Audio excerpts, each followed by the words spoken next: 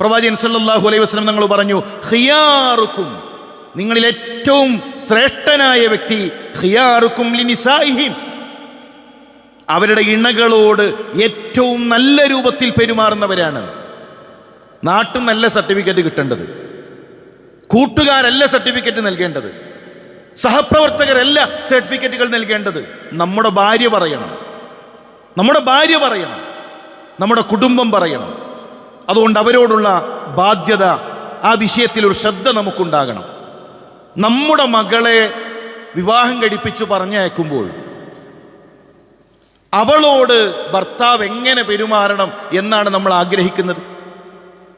നമ്മൾ കഷ്ടപ്പെട്ട് വളർത്തിയ നമ്മളുടെ മകളുണ്ടല്ലോ, കല്യാണപ്പന്തലിൽ മറ്റൊരുത്തൻ്റെ കയ്യിൽ പിടിച്ചേൽപ്പിക്കുമ്പോൾ ഏതൊരു ഉപ്പയുടെ മനസ്സും പെടയും, കണ്ണ് നിറയും.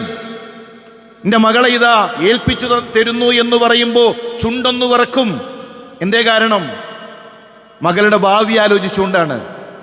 നമുക്ക് ചില സങ്കല്പങ്ങളുണ്ടല്ലോ, ചില ആഗ്രഹങ്ങളുണ്ടല്ലോ. എൻ്റെ മകൾ, അവളുടെ ദാമ്പത്യം ഇങ്ങനെയാകണം. അതുപോലെ ഒരു ഉപ്പ നമ്മുടെ കൈകളിൽ ഏൽപ്പിച്ചതാണ്.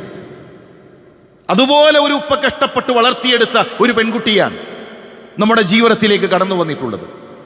അവരോട് മാന്യമായി പെരുമാറാൻ നമുക്ക് സാധിക്കണം.